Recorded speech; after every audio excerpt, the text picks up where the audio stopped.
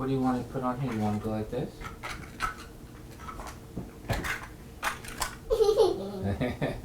Maybe this one. Our family and I, we've lived here in this house for about 1.5 years now. We plan on staying for a while here in San Francisco. San Francisco is a great town, not only for geographical reasons. It's near the water and the weather's great, but the culture in San Francisco is phenomenal. It's very unique, probably unique to the whole planet. Very open society, open culture. Everyone here seems to be not only smart and caring, but there's just a sense of acceptance here in San Francisco, where people you can come here and just be yourself without feeling any sort of judgment. It is a very loving, caring community here. Okay, just hold it open. Oh, is it tricky? There you go. Okay, hold it open for me, okay?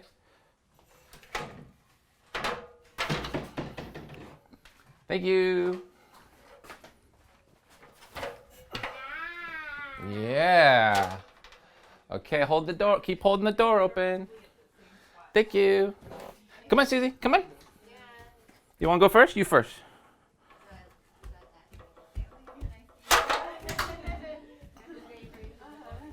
I'm shooting.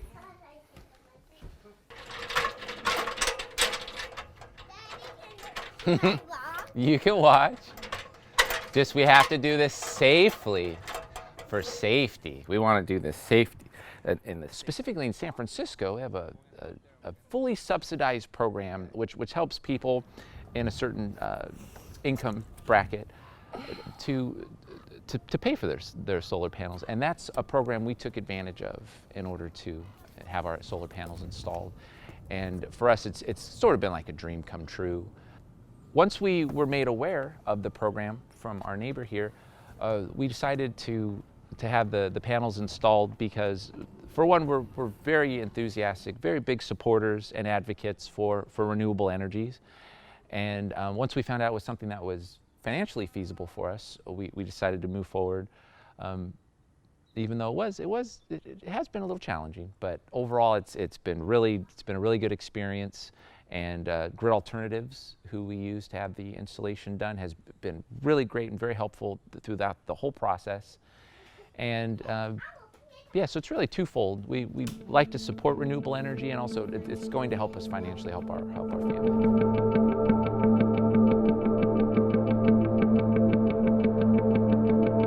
Grid Alternatives started almost 15 years ago with two founders, Tim Sears and Erica Mackey, based on the idea that solar energy should be accessible to everyone, low-income customers, communities of color, and people around the world and in the US that have not had the ability to access solar energy before.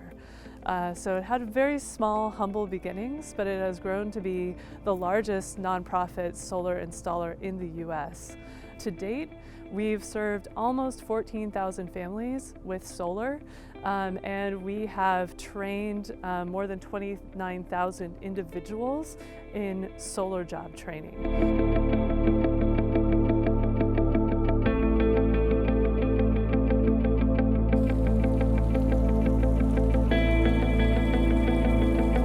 The mission of this place is to really create an example for the world about how to live better with the environment and with the earth, so we don't have to use so much fossil fuel.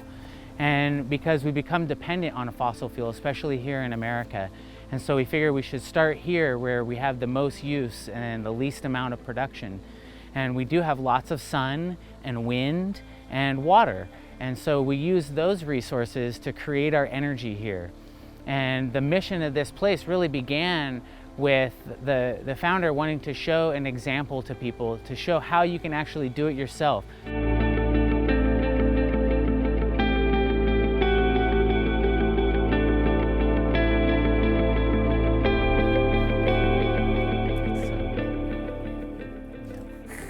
Lulu's amazing.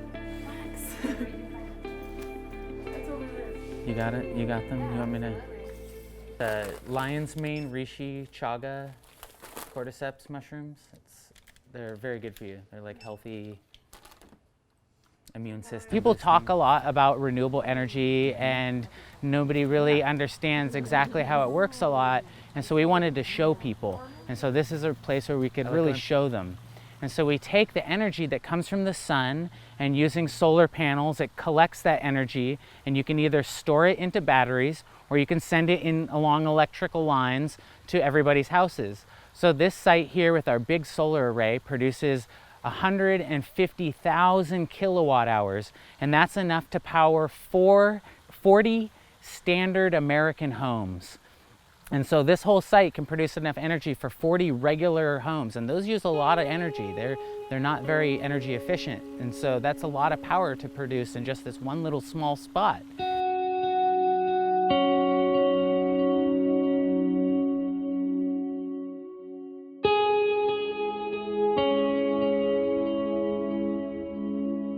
California has set this goal of 100% clean energy by 2050. And so what that means is really needing to electrify more parts of the economy, right? So that means transportation. There's been a large, growing adoption of electric vehicles, thinking about how we heat our homes, whether it's from natural gas or through electricity.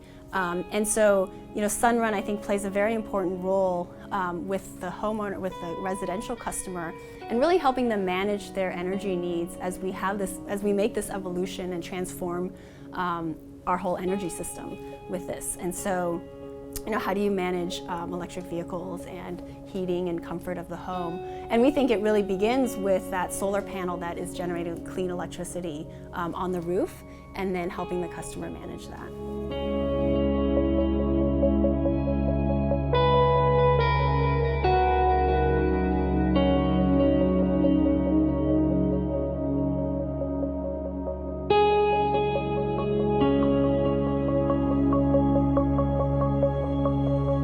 The California Academy of Sciences is a research institution that has the mission to explore, explain, and sustain life on Earth.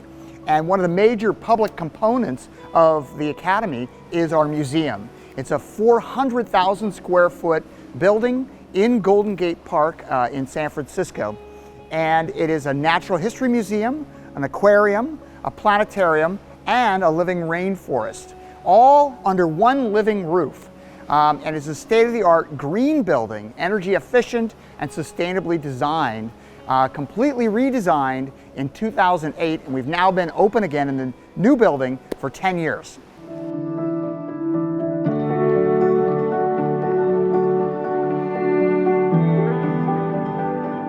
So we're up on the living roof of the California Academy of Sciences. It's all a planted roof, landscaped with native species plants, 1 hectare of live plants.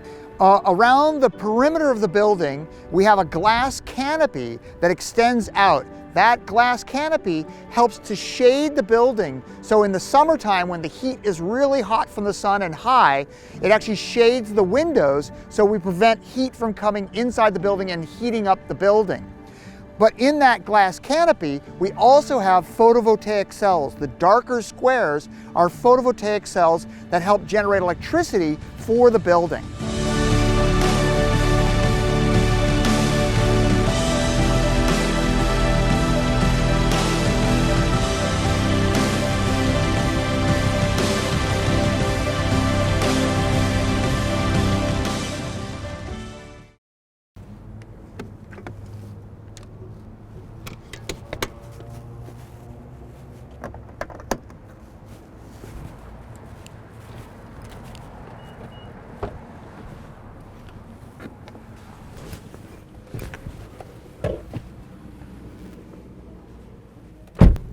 See all these things with the bags over them?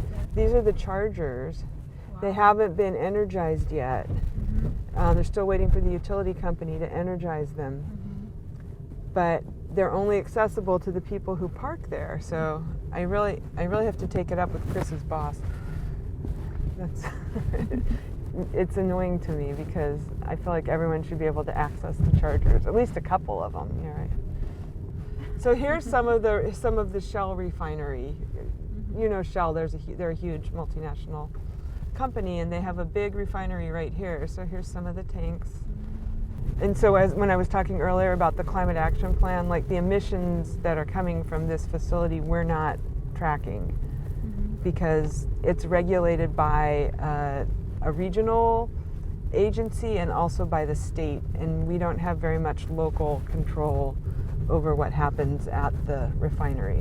My name is Jody London. I'm the Sustainability Coordinator for Contra Costa County. I work in the Department of Conservation and Development, which is our planning department as well as our permitting department. This is Keith Dennison, who manages the whole permit center. Yeah, the application permit center. So this is where people come when they want to build something in the county, and they need to make sure they have all the right permissions to do things. And I started to do the research on, okay, how, I want to go talk to these communities and talk to them about whether they want to develop, projects. And what I'm learning is that the rules in California are structured in a way where the developers don't think they can make it pencil out to pay for itself to do these types of projects. So that's really frustrating, because when we look at rooftop solar and who's been really benefiting from renewable energy in California, it tends to be people who have more money. And we really want to give everyone that opportunity. And so the idea of these community solar projects where customers kind of own a share of the project and they know where their energy is coming from is really attractive. And in other states, it appears to be taking off more than it is here. So that's going to be a disappointing finding if that's what I end up reporting to the state. But I think right now that's where we're headed on that one.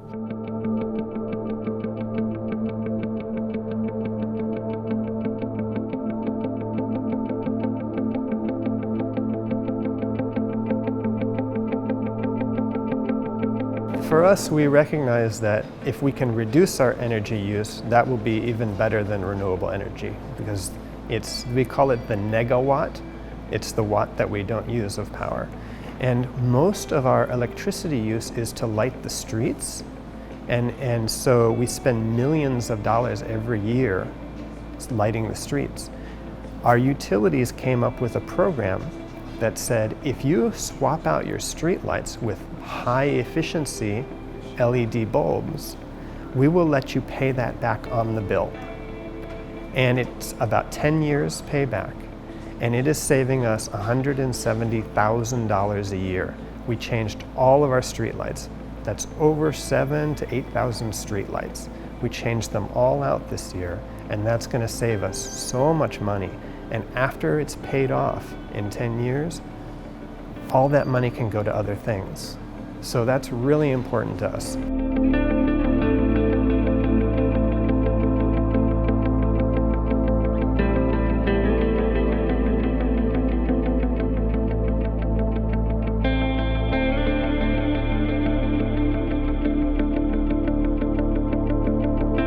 So one of the ways that we can make some behavior changes in our everyday lives is through the ways that we use electricity. So I want you to turn on some lights for us. Okay, well that looked really easy. Very easy. Very easy. Okay, well let's level you up. Let's see how you do with a different strand of light bulbs. Okay, you ready? Yeah. Let's light these up. This one does not seem as easy. What's going on here? Oh, I see a little, how about a little faster? Oh, there you go. Okay, we got a little light. Yeah, you got, so the LED lights, which states like California are really shifting to, are much more energy efficient, which means they're using a lot less energy than the old school lights. So we can save loads of energy just by shifting and changing our light bulbs, right? Now, we don't usually stop here. This is kind of our first step to talking to guests about energy. We want to meet people where they're at and then really encourage them to take the next step. So the next step is talking about sourcing renewable energy.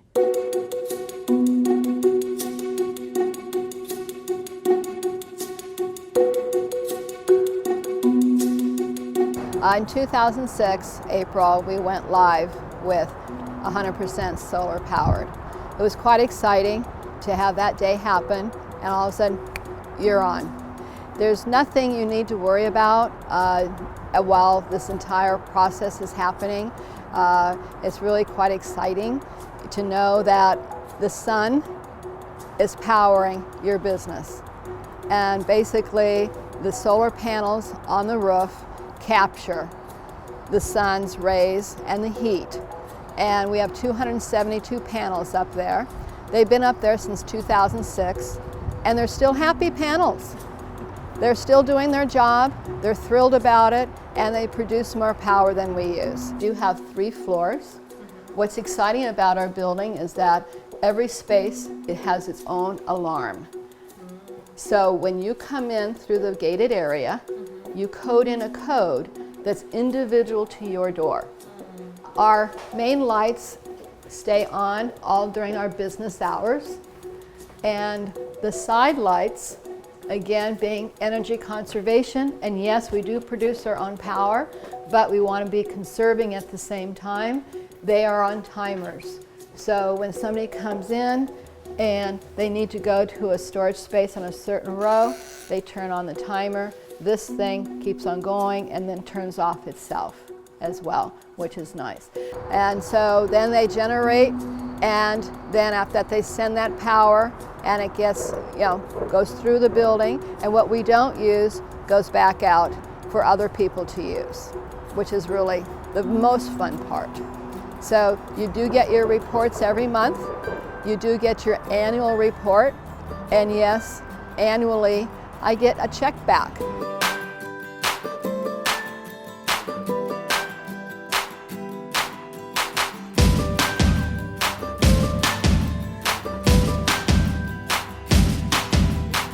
So our program is a school within a school, so all of our students are general Terra Linda High School students, but they're in a program where their classes, they take 5 their freshman year, 3 their sophomore year, 3 their junior year, and 2 their senior year, that all are influenced by either the environment or leadership. And so our mission is that in a world where climate change is becoming ever more present and we should be making progress, at times it seems like there's roadblocks in front of us, and so the students, their generation, is going to be our best hope for great change in the future. And so the more that we can teach them now and have them be active participants in making that change in our local community, hopefully by the time they are adults or in college, they can make broader change. Renewable energy is different from non-renewable energy because it comes from sources that are non-finite. It also is a lot more environmentally friendly than unrenewable sources. The sources that it comes from are not running out because they're not finite, which means that we can continue to use these sources for longer periods of time than things like fossil fuels, because eventually we will not have any fossil fuels left, so we cannot use that energy anymore.